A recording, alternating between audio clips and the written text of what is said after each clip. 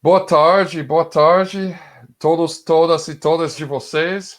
Hoje é um dia que está chovendo muito em São Paulo, mas eu estou muito feliz com o convidado Rafael Ioras, professor da Universidade de Denver, que recentemente escreveu uma matéria para a Carta Capital, chamado O Último Debate e a Reta Final da Campanha Presidencial nos Estados Unidos. Como vocês todos devem saber, eu estou aparecendo quase toda noite, 6 noites por semana, até o dia das eleições, falando sobre esse assunto com meus amigos e amigas do Defend Democracy em Brasil.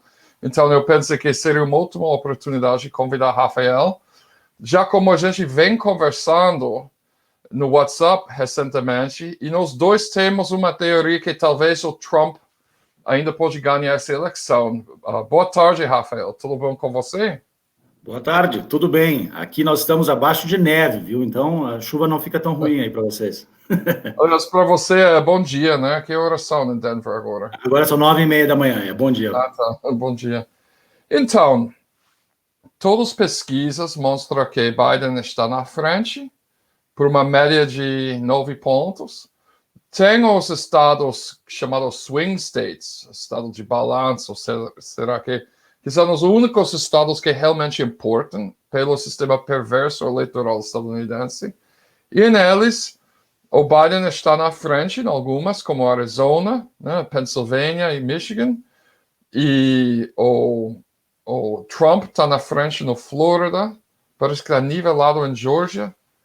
Como que você acha que Trump ainda pode ganhar essa eleição? Bom, então, mais uma vez, obrigado pelo convite, Brian. Um prazer continuar essa conversa. Teremos próximas 2 semanas, eu digo, bastante turbulentas aqui nesse país. Bom, só para resgatar um pouco, quer dizer, o debate foi agora na quinta passada, né, e o Trump teve uma atuação muito diferente, né, do primeiro, que ele foi absolutamente agressivo, né? Pegou muito mal para ele a agressividade que ele teve. E nesse debate ele foi extremamente o contrário disso. Ele foi extremamente polido, bom, extremamente polido talvez não, mas ele foi assim muito mais contido, né? Muito mais moderado na sua maneira de expor as suas visões. No conteúdo do que ele disse, continuou com agressividade, acusar basicamente o teor do que ele falou foi de acusar o Biden, né? Acusar o Biden de tentar instigar a ideia de que a família Biden na verdade é que está envolta em escândalos de corrupção. Citou vários países onde a família teria ganho, Iraque, Ucrânia, né, onde a família teria negócios escusos e ao longo dos anos, né, sendo um político corrupto, um político tradicional e corrupto, teriam se beneficiado disso, que na verdade são acusações, no mínimo irônicas, vindo de quem vem, né, o Trump, cuja família, ela sim, temos muito mais indícios, né, de que estão envolvidas em corrupção já há um bom tempo. Mas o Trump também forçou o Biden a fazer algumas declarações que podem ser muito úteis para ele, para o Trump, né? Por exemplo, forçou o Biden, e bem no final do debate, a dizer que ele ia diminuir subsídios e tentar forçar que as indústrias petroleiras, né, mudassem o seu plano de negócios, né? Deixassem de estar focadas em petróleo e passassem a energias mais sustentáveis. Forçou o Biden a fazer algumas declarações em relação à saúde pública, né? Tudo na tentativa de quê? De tentar manchar o Biden como um político que, de fato, é historicamente muito moderado, até conservador em algumas questões, mas que como muito menos moderado do que ele, de fato, é. Por que isso? Para tentar não convencer a base democrata do Biden a votar no Trump. Isso é muito pouco provável que aconteça, né? Embora algumas pessoas que se esperaria estivessem mais, né, votando no Biden, como, por exemplo, homens negros, homens latinos, uma percentual, não a maioria, mas ainda parece que vai votar no Trump, ou apoia o Trump, né? Mas ele tenta dissuadir eleitores moderados nesses estados-chave, né? Infelizmente, nesse sistema maluco que você falou de estados-chave, que de fato decidem a eleição, né? Por exemplo, Pensilvânia, onde a exploração de gás natural, de petróleo é importante, especialmente na parte oeste do estado, onde tem um voto mais conservador e talvez mais moderado, no mínimo, né? Então, ou seja, ele tenta erodir um pouco a possibilidade entre eleitorados moderados que em estados-chave estariam talvez tendendo a votar no Biden por tudo que se sabe do Trump, pela incompetência em relação à Covid, pela situação atual da economia, né? E tentando minar um pouco esse apoio, criar suspeitas na cabeça desse eleitorado, ou que o Biden é corrupto, a família, né, corrupta, ou que, de fato, ele é muito mais radical, ele vai socializar a saúde, ele vai acabar com os empregos na indústria de petróleo, que é necessária, que é fundamental, né? O Trump sempre nesse teor de que o Biden é uma ameaça para a economia. Com isso, o que ele está tentando fazer? De fato, né, tirar alguns estados-chave que hoje tem até o Biden na frente, como a Pensilvânia, que eu acho que vai ser o estado mais decisivo dessa eleição, né? Se Trump ele precisaria ganhar na Flórida e talvez na Pensilvânia para conseguir ganhar, né? Então, tentar fazer isso, quer dizer, erodir um pouco essa possibilidade do voto moderado em relação ao Biden. Agora, tudo indica, se a gente vai levar a sério essas pesquisas, embora elas tenham errado muito em 2016, o Biden tem tido uma liderança, né, consistente já ao longo dos últimos 3 meses, né, por volta aí de 10%. Claro, isso na média nacional, e aí você tem que ver a média nesses estados-chave, onde ele também tem tido números bons. Mas é sempre uma incógnita, né? A gente não sabe exatamente quem é que vai votar e, mais do que isso, como é que vai ser a apuração dos votos. Isso eu acho que é um elemento fundamental para a gente pensar também, né? O que votos é que vão valer, na verdade, né, em relação a isso. Em relação a, ou seja, votos que foram realizados e votos que vão ser contados, né, na apuração dos votos na semana que vem, e não deve ser uma coisa rápida. E o Trump, claro, que vai continuar politizando muito esse processo, que é uma grande ameaça também para a vitória do Biden e para, digo mais, para a própria democracia americana. Rafael, o Pepe Escobar está dizendo que não há diferença qualquer entre Trump e Biden pelos cidadãos no Brasil e no resto do mundo. Você acha que tem alguma diferença? Então, vou começar para dizer o seguinte, eu acho que a diferença em relação a ter Trump na presidência mais 4 anos ou ter Biden, né, embora, de novo, Biden é um político historicamente muito moderado, com posições conservadoras, que em política doméstica já defendeu políticas que foram muito prejudiciais às minorias raciais, né, em apoio a reformas financeiras neoliberais no país.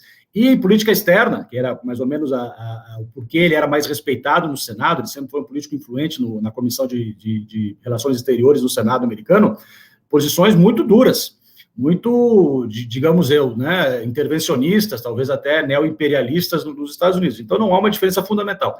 Mas eu acho que a diferença fundamental é no ponto de vista doméstico. É muito diferente ter Trump ou Biden hoje em dia nos Estados Unidos, nos próximos 4 anos, pelo que o Trump tem feito, né, digamos assim, nas instituições legais e democráticas do país, que têm sido absolutamente atacadas, né, sabotadas, minadas, né, durante o governo Trump. O Biden seria mais ou menos um restabelecimento da sanidade, né, dentro do Estado de Direito no país. E como o Biden hoje em dia representa um partido que tem uma pressão de uma base muito mais progressista, se espera, vai depender muito de como que ele vai conseguir governar ou querer governar, que ele inclusive possa, ironicamente, sendo um político conservador, avançar algumas pautas mais progressistas, pelo menos em algumas áreas, né? Ampliar um pouco o acesso à saúde pública, melhorar um pouco a situação do salário mínimo. Então aí pode ter diferenças importantes. Em relação ao mundo, eu dividiria em 2 áreas. Eu acho que o Trump pode ter uma diferença importante com o Biden, seria diferente do Trump na política exterior norte-americana, em relação ao Biden retomar, né, o papel dos Estados Unidos no pós-Segunda Guerra, ou seja, de apoiar agências multilaterais, do sistema ONU, né, retomar diálogos tradicionais com aliados como a OTAN, como a Europa, né, isso vai ser diferenças importantes. Agora, tem 2 áreas onde eu acho que talvez diferenças não sejam tão substanciais assim. Uma é a China, tanto o Partido Democrata quanto o Partido Republicano têm posições duras em relação à China.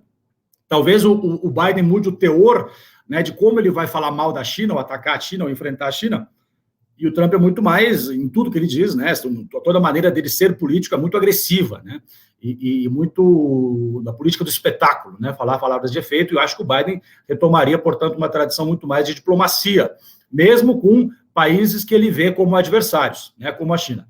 Em relação à América Latina, eu já escrevi um outro artigo sobre isso, eu acho que seriam mudanças, talvez, de tom, e talvez, né, em algumas áreas possa haver alguma coisa um pouco mais diferente, por exemplo, na política, talvez, de reformar o sistema de imigração do país, é complicado isso, mas talvez. Mas em linhas gerais, não acho que a América Latina, que o Brasil especialmente, deva ser muito otimista caso o Biden vença, no sentido de que vai haver uma mudança muito importante com o tratamento da América Latina. Então, de fato, eu acho que é um ponto importante a gente sempre lembrar que tanto o Partido Democrata quanto o Partido Republicano têm mantido, ao longo das décadas, políticas muito nocivas, né, para com a América Latina, que é a nossa área, né, onde a gente vive, enfim, a área de prioridade para a gente pensar. Então, eu tendo a concordar um pouco com essa visão um pouco mais cética, né, de uma mudança fundamental que o Biden poderia apresentar. Rafael, eu não sei se você leu a entrevista com Tom Shannon, que saiu no Carta Capital algumas semanas atrás. Tom Shannon é um ator que você pode usar a palavra stricto sensu do estado profundo. Estado Sim. profundo é uma termo para quem não sabe, porque está usado frequentemente pelos teoristas de conspiração em outros sentidos. A definição original dele são esses atores que não mudam de cargo quando muda a administração de democrata para republicano e fica décadas dentro do aparato do Estado. Tom Shannon foi uma figura importante no Departamento do Estado para a América Latina, nos governos do Bush Jr., Obama e Trump, né? E ele deu uma entrevista recentemente em que ele falou que se Biden vence, o governo estadunidense vai continuar tentar manter bons relacionamentos com o governo Bolsonaro, com o objetivo de destabilizar ou efetuar mudanças de regime em Venezuela. Sim. Só que eu leio isso, eu pensei algumas coisas. Eu acho que vai ter algumas diferenças fundamentais no relacionamento dos Estados Unidos-Brasil com Biden contra Trump, que merece destaque, que eu acho que é um pouco nihilista para dizer que não vai mudar nada. É como alguns trotskistas falaram antigamente que não tinha diferença nenhuma entre os governos de Lula e Fernando Henrique Cardoso, né? Que tem algumas diferenças, não tanto como no caso do Lula e Fernando Henrique Cardoso, mas eu acho que tem algumas diferenças substantivas. Primeiro, eu interpretei a fala do Shannon para dizer que eles não vão trabalhar para efetuar um golpe contra Bolsonaro, né? Eu não imagino que, em 2022, um governo democrata, principalmente por causa da pressão da bancada progressista, que representa 43 deputados agora, que é mais ou menos um quarto dos deputados democratas que tem, eu não imagino que eles vão deixar o governo Biden apoiar a candidatura de reeleição do Bolsonaro. Eu imagino que o Partido Democrata vai adaptar aquela postura tradicional deles e apoiar um candidato do PSDB. Agora, não tem grandes diferenças entre PSDB e Bolsonaro em termos econômicos e tal, mas tem alguns pequenos que valem a pena. E esse se mostra muito claramente com a postura sobre vacinas para Covid. O governo estadual de São Paulo fechou um acordo com uma companhia chinesa que está fazendo a melhor vacina, um dos melhores que eu entendo, que envolveu compartilhamento de tecnologia e habilidade de fabricar a vacina no Brasil através do Instituto Butantan. O que Bolsonaro negociou foi uma caixa preta da Inglaterra, né, me lembrando do que o Boeing ofereceu a Dilma Rousseff para jatos de caça quando ela escolheu as jatos da Suécia.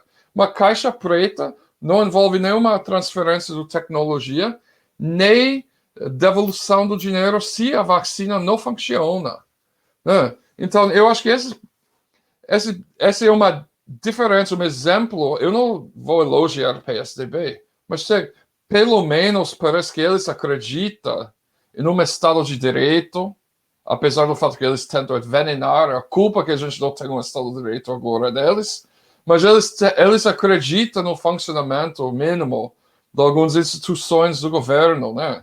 Eu acho que tem alguns, eu acho que em termos de relação de Biden e Trump, algumas dessas pequenas diferenças vai ajudar o Brasil também. Por exemplo, a postura do Biden com o governo brasileiro em termos de desmateamento ilegal de reservas indígenas. Eu imagino que Biden falou ele já está dizendo que vai tentar dar uma pressão em cima do Brasil por causa disso. Então, eu acho que essas pequenas diferenças significa que ainda que não vai ter muito diferença, a gente não pode ser ingênuo e acha que um governo Biden vai salvar o Brasil do Bolsonaro. Eu acho que vai ter algumas coisas que fazem a diferença. Não, eu concordo completamente com o que você falou.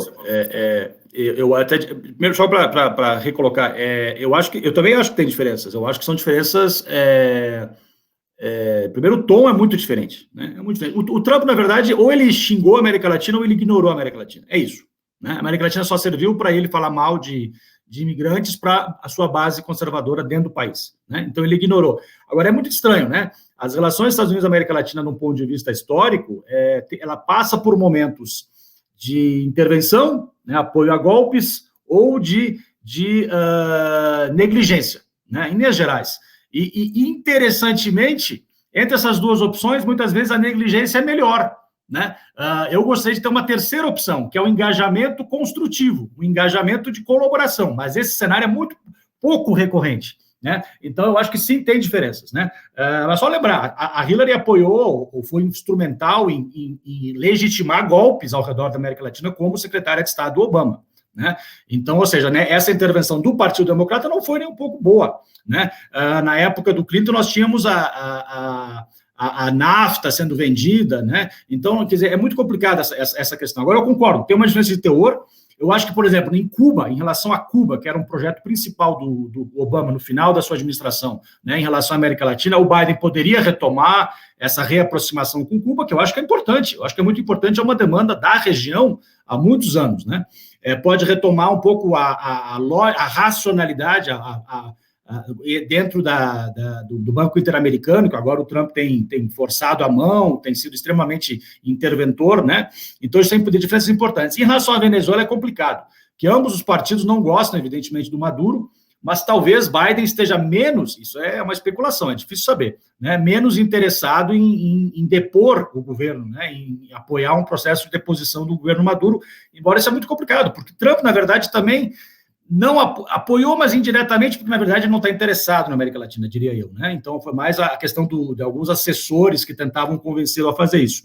Em relação à Amazônia, eu acho que, em relação ao ambiental, o Trump disse isso no debate, no primeiro debate, né? Chamou o Brasil, que o Brasil tem que ser mais responsável em relação à destruição ambiental. Né? Eu acho que isso vai ser uma coisa importante na relação, né? Na relação do relacionamento bilateral Estados Unidos e América Latina. Os Estados Unidos vão, com Biden, né, se for Biden, pressionar para que o Bolsonaro faça algum gesto em relação à proteção ambiental. Como o Bolsonaro vai responder é uma grande incógnita, porque o Bolsonaro ele não fez uma política de aproximação com os Estados Unidos só. O governo Bolsonaro e o seu chanceler energúmeno, né, o Araújo, que esses dias falou que se a gente for visto como um pária internacional, que seja assim, né, orgulhosamente somos um pária internacional, que é uma excrescência de uma frase em relação ao que um chanceler de um país com uma tradição, né, multilateral, democrática, diplomática, né, do Brasil, mas é essa a situação. Eles não se aliaram só aos Estados Unidos, se aliaram ao governo Trump.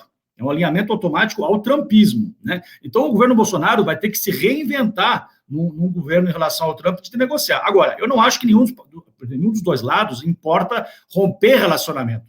De maneira alguma. São duas economias que estão muito interessadas, vai ter lobby de negócios dos dois lados para ter algum grau de racionalidade no relacionamento, mas pode mudar o tom, pode ter uma pressão em relação à temática ambiental, talvez a temática indígena, né? Os indígenas têm apesar de serem massacrados todos os dias, eles têm uma articulação, uma visibilidade internacional muito importante, né?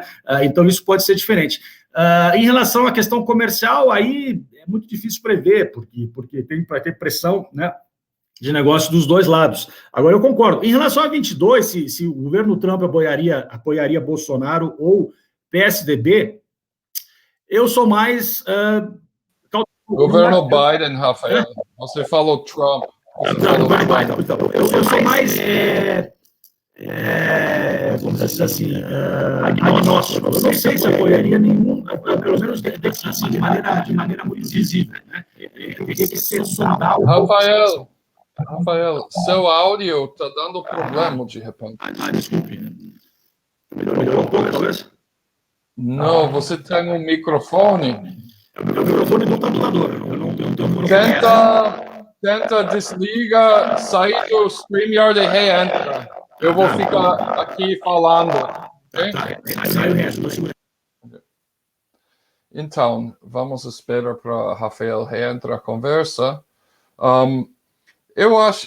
Por mim, eu não sou nada de fã do Partido Democrata. Eu provavelmente nem vai votar nessa eleição, porque eu estou registrado para votar num estado onde Biden vai ganhar. Eu não quero me associar tão fortemente com Biden nessa eleição. Porém, eu acho que, como eu falei, tem algumas diferenças que significa que uma vitória do Biden vai ser um pouquinho melhor do que uma vitória do Trump. Inclusive, pelo fato que Trump fica incentivando violência contra latinos nos Estados Unidos. Ele fica fortalecendo, incentivando esses grupos de supremacia branca, lembrando que um louro de olhos azul brasileiro é ainda considerado latino pelo esses grupos de supremacia branca. Como, por exemplo, no filme Bacurau, eles colocam isso bem claro. Eu acho que foi uma mostra perfeita do que os estadunidenses racistas pensam sobre brasileiros, com aquele casal dizendo que não somos brancos, e os estadunidenses um olhando para o outro dizendo como vocês são brasileiros, são latinos. Então, eu acho que para brasileiros morando nos Estados Unidos, lembrando também que Biden está oferecendo anistia para 11 milhões de imigrantes morando nos Estados Unidos, deve ter algumas centenas de milhares de brasileiros que vai ganhar vista permanente e vai parar de ficar trabalhando no clandestinidade por causa disso, né? Vai ter acesso a melhor empregos e com isso significa que vai ter mais remessas dos Estados Unidos para o Brasil e esse deve ter um efeito pequeno na economia, principalmente em algumas cidades, como o governador Valadares, né, e outras cidades em Minas, onde vem muitos emigrantes para os Estados Unidos, né. Agora vamos esperar se o Rafael consegue voltar aqui. Eu vou tentar falar com ele agora no meu WhatsApp e veja o que está acontecendo. Porque para mim o som bugou muito, eu não estava nem entendendo o que ele estava falando. E vamos ver. Já entrou. Ok. Eu acho que... Momento aqui.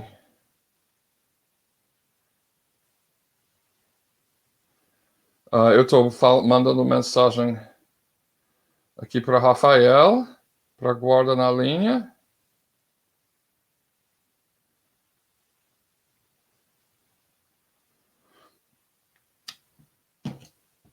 Então, aqui, ok. Fala uma coisa. Alô. Perfeito. Tá. Excelente. Essas coisas acontecem. Foi uma bulga técnica, eu acho. Então, o que você estava falando?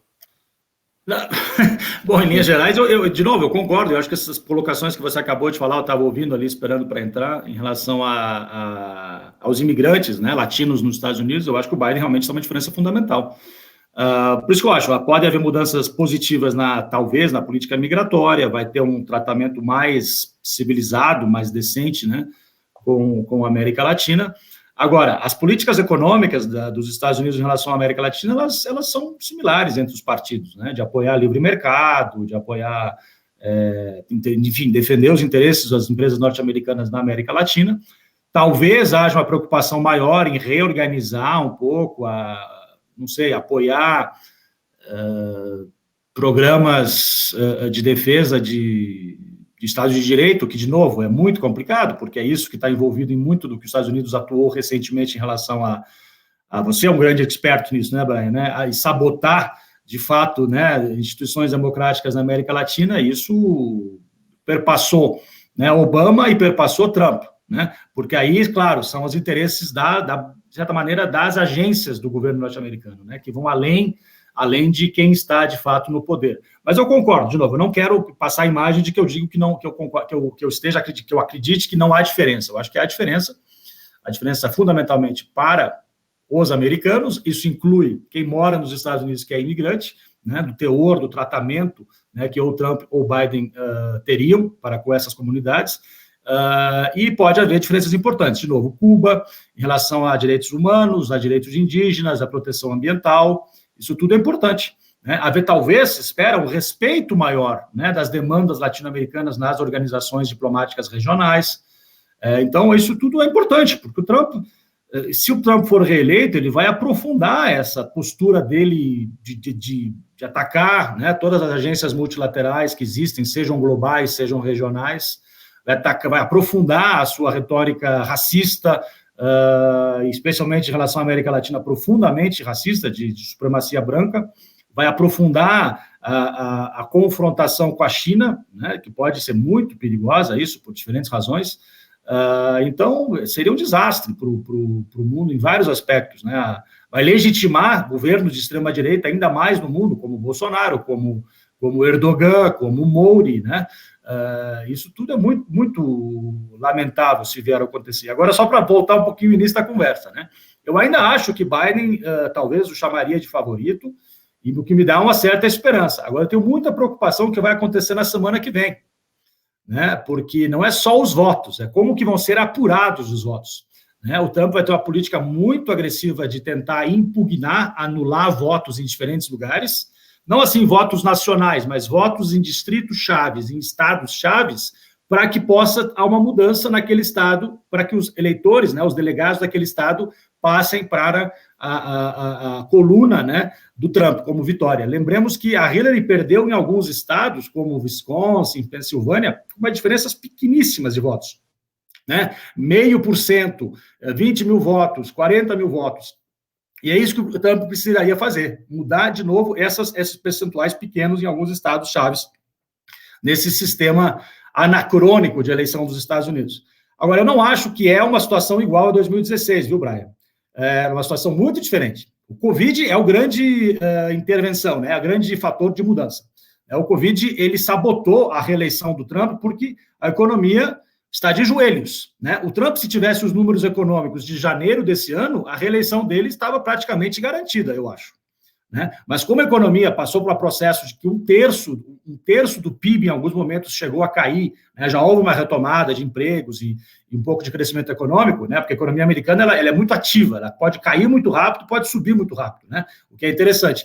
Mas ainda assim, né, nós temos a situação muito difícil da economia. Mais do que isso, o Covid como uma grande sintoma de incompetência do Trump, né? Inclusive em apoiadores tradicionais dele, por exemplo, as pessoas de melhor idade, né? Os seniors, né? As pessoas mais velhas que, acho que a grande maioria ainda talvez possa votar nele, vai depender um pouco da região, mas que perdeu um pouco a credibilidade, a imagem do Trump. Até porque eles são os mais afetados pelo Covid, né? Tem mais medo em relação ao Covid e vem a incompetência do Trump com uma situação muito clara. Além disso, isso é uma triste realidade, Biden não é Hillary. Ele é um homem branco moderado, né? E que não tem a antipatia, né, construída ao longo de vários anos que existia em relação a Hillary. Né? Se ela é uma antipatia que fazia sentido ou não, isso não importa. Como fato político, existia uma rejeição, né, em relação a Hillary. É uma mulher era vista como uma mulher, enfim, difícil, né? E Biden tem essa capacidade, tentou muito bem isso no debate, de tentar demonstrar empatia com o cidadão médio. Ele não é um cidadão médio, ele é um oligarca também da política norte-americana, mas ele consegue passar essa empatia maior. Então, eu acho que sim, o Biden é favorito a ganhar, mas o debate, pelo menos, ele estancou a queda do Trump, eu acho que isso aconteceu, né? Parou de sangrar. Olha só, nos dias depois do debate, sexta-feira e sábado, né, os últimos 2 dias, a arrecadação de fundos do Trump aumentou significativamente. Ou seja, motivou a base para ele. E dinheiro é fundamental nas eleições desse país, né? Infelizmente. Dinheiro é tudo aqui. Não, tudo não, mas é fundamental. E você pode doar dinheiro de maneira bastante livre, né?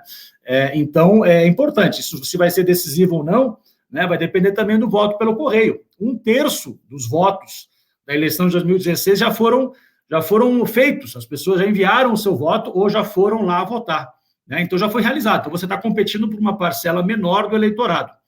Agora, o que é esse voto que já foi realizado? Se imagina que seja mais democrata, E aí nós entramos na questão da apuração, né? Porque muitos votos vão ser questionados, vão ser impugnados, alguns talvez por razões válidas. A assinatura não bate, né? A assinatura que você tem no registro, a assinatura que você tem no envelope, né, que você enviou o voto, não bate tal. Mas o que muitos estados dizem? Que você deveria, portanto, dar a chance ao eleitor ir lá corrigir a sua assinatura. Só que na Pensilvânia agora, um juiz já decidiu que não precisa, que se esse voto, essa diferença da assinatura existir, você pode simplesmente jogar fora aquele voto. Portanto, vai haver uma supressão de votos importante, que é outro aspecto absurdo, né, do sistema eleitoral norte-americano. Então, eu digo isso, quer dizer, vai ser uma eleição... Que é uma questão histórica, Claro. Rafael, também. Principalmente supressão dos votos negros. Eu vi uma história essa semana de 1920 no interior do Flórida, onde um homem negro tentou votar e 60 negros foram linchados pela população local. Então, e essa história é profunda. Os negros só conseguiram o direito universal de voto nos Estados Unidos em 1965. Claro, e desde então eles vêm inventando maneira de suprimir a votação negra. Né? Então, em uma forma, eu acho até bom que a porcentagem de eleitores negros votando para Trump está crescendo. Porque se o Partido Republicano começa a achar que é possível atrair eleitores negros, talvez vai ter uma briga para apoio deles que vai favorecer a população negra. Sim. Não é isso que o movimento negro faz em Porto Alegre, por exemplo. Historicamente, eles escolhem esquerda, direita, para deixar as pessoas brigando para dar benefício para a comunidade. Isso que o Ezequiel do MNLM me falou quando estava em Porto Alegre. Isso é muito interessante que você está colocando, porque normalmente, mesmo depois dos direitos civis, né, do direito ao voto dos afro-americanos no sul dos Estados Unidos, o Partido Republicano inventou novas maneiras. Por exemplo, tudo bem, vocês podem votar, mas nos bairros negros não tem zona eleitoral. Eles, obviamente, não deixam os colégios, né, abrirem ou terem pessoas para ter lá, para realizar a eleição, né? Outra coisa, a eleição nos Estados Unidos é na terça-feira. Ou seja, quem trabalha por hora não pode perder o emprego, perder 5 horas ou 10 horas, muitas vezes as filas, né? Ou perder o dia inteiro da renda para ir lá votar. Então, na verdade, é um voto que favorece quem tem dinheiro. Você pode se dar o luxo de ir lá votar. Né? Você tem as maneiras de votar por correio, que é uma coisa que eu acho muito interessante, mas ainda assim há um processo de supressão, claro, dos votos. E vai haver, de novo, essa supressão não só na realização do voto, mas na contagem do voto.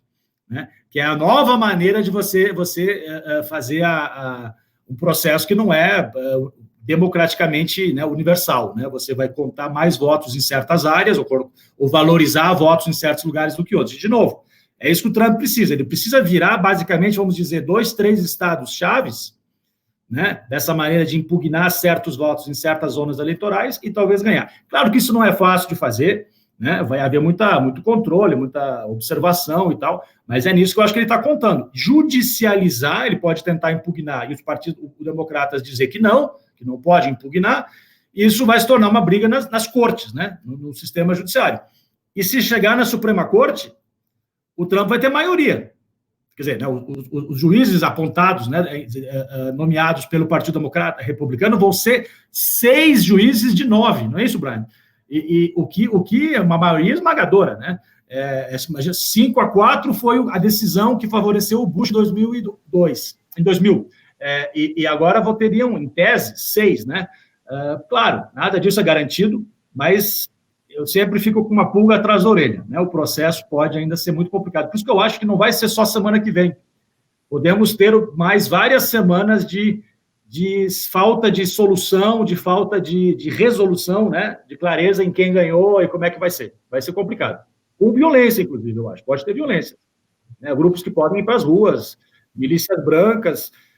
Talvez os grupos aí, talvez de esquerda, tentem responder, né, aos ataques das milícias brancas armadas. Então, infelizmente, esse é o quadro da democracia norte-americana no século XXI, né, meu amigo? É uma farsa. Sempre foi uma farsa. Né? Sempre foi, nunca teve votação direta para presidente nos Estados Unidos sempre favorece os estados pequenos.